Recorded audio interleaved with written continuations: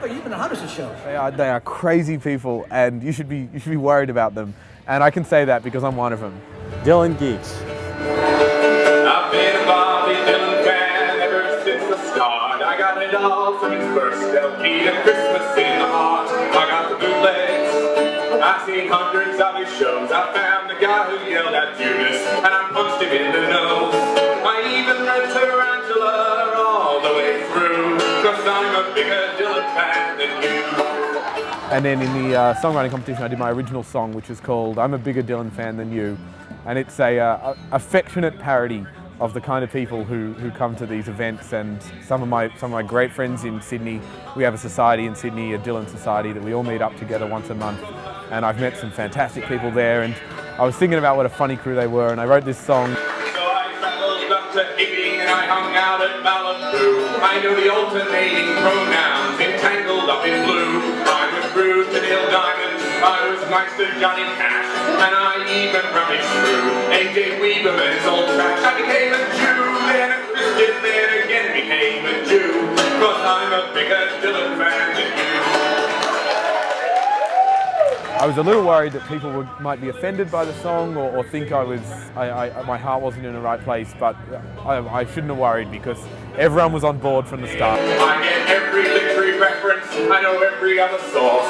I think the real life, it ain't me, babe, it's a true tour de force. I know that he and I'd be best friends if only he knew that I'm a bigger Dylan fan than you. And when he gets to heaven, I might take my own life too, 'cause I'm a bigger Dylan fan than you. Yes, I'm a bigger Dylan fan than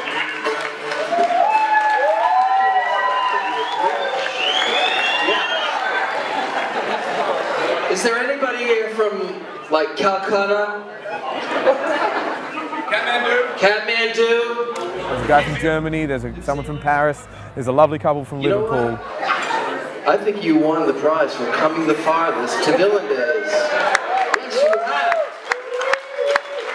We have a prize for him? Oh.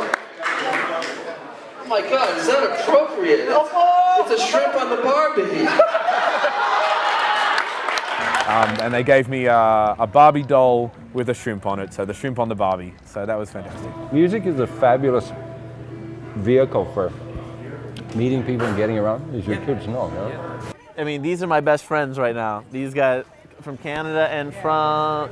Where'd you get your hat? A gas station.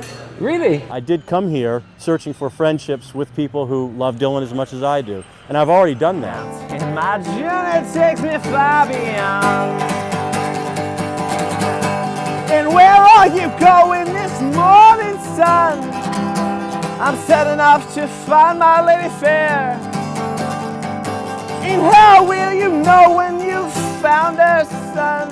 In fact, as I was checking into my local hotel, I met two guys in the lobby, and we've been hanging out ever since. The place is obviously committed to Bob Dylan, so I think that's really, and that's fun for me, just to like be around people and places that are, you know, focused around it. Oh, did you catch a little bit of that? I caught a little bit of that. Yeah. I'm getting a little louder than I normally do, but it's your fault buying me those drinks.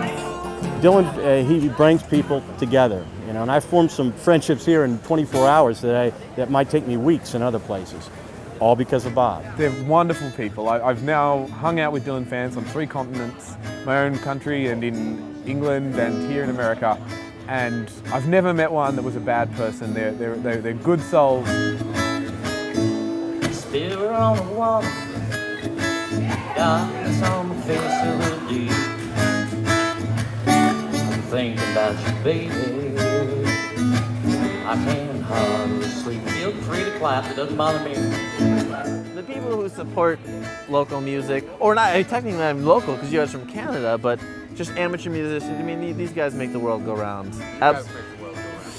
No, everybody's here to listen, you know, so that kind of supports, to me, it supports the energy of the creative person. It really helps to have an accepting and listening audience. I paid for my lodging last night with music. I thought that was really cool. Nice. I got like a shower and some food this morning. I wish I could do that every night of my life, actually. Let's get some sugar. He's a professor of marketing, and he joins us today to introduce his new film. Ladies and gentlemen, Mr. David Lever.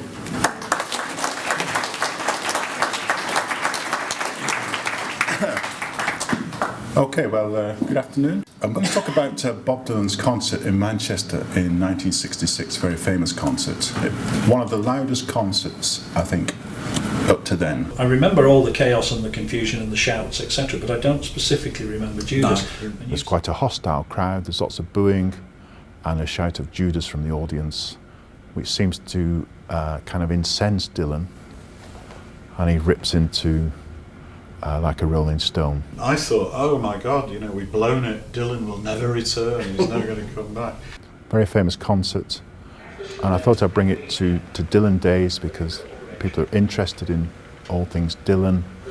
And I think what was interesting is I interviewed people, and one of the key messages was how Dylan was true to himself and just kept going. Perhaps, or a Hibbing trait, is his indefatigable stubbornness. And we know that the stories about when he was at high school and he's playing Little Richard on the piano at the high school, and the head of the high school pulls out the plug on the amps, but Dylan keeps pounding away. And there were people with performing dogs and juggling and this, that and the other.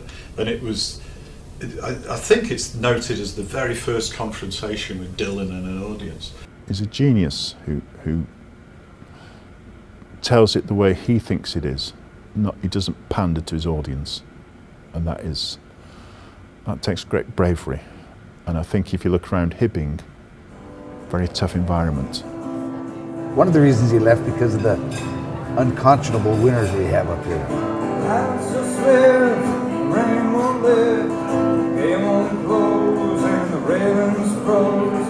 Get your mind off winter time, 'cause you ain't going away. You've got to be tough to survive in the hostile environment. As long as you're not afraid of the bumps in the night. On the surface, it's like so many other towns, but it sounds cliche, but there's something in the air up here. I'm a haunted mansion, you're the ghost who lives inside. I just wrote 3 songs. There's, like he said, there's something in the air here, I think. The people from Hibbing in particular have been fantastic. Yeah, you're the ghost who lives inside. They are very straightforward, very honest, and I like that. It's authentic, and if you're into music tourism, the key thing you want is authenticity. And here, you've got it in bucket loads, and it's great.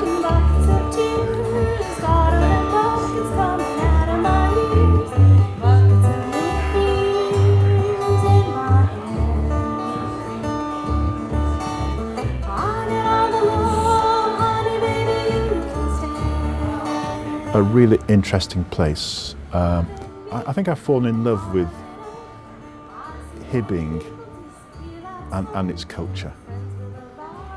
It is very different. It's not gregarious.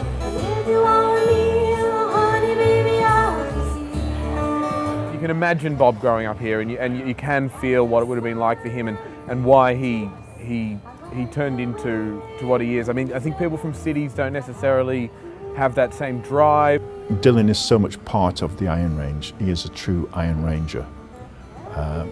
Tells it like it is, matter of fact, but deep down, tremendous core values. And I think you can pick that up in his music and his lyrics, and the way he just keeps going on.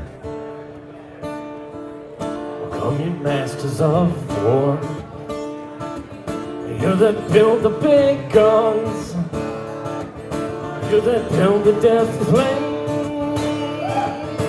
that build all the bombs. I feel like what inspired him, or inspired me most about him, was just that he was just a guy with a guitar. You that hide behind desks, I just want you to know I can see through your masks. And he was able to do it, and that's all I do, is I'm just a guy with a guitar, and I feel like, you know, he was able to do it, someone else, you know, might be able to do that. Also, I mean, obviously he was the voice of, you know, a revolution, a generation, all that kind of stuff. Well, you've thrown the worst fear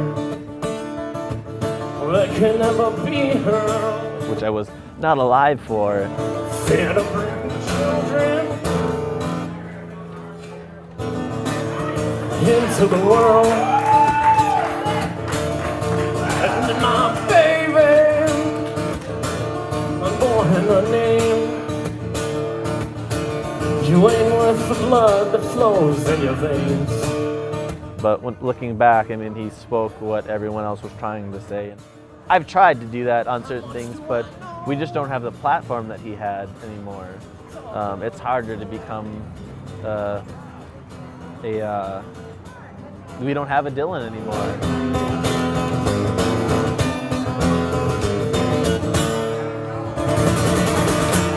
It's what you're made of. It's your formative years, and he's that guy, you know. And we know, because we live here, we see that in him. It's very positive and very joyous for us to celebrate him for that reason. Yeah. All right.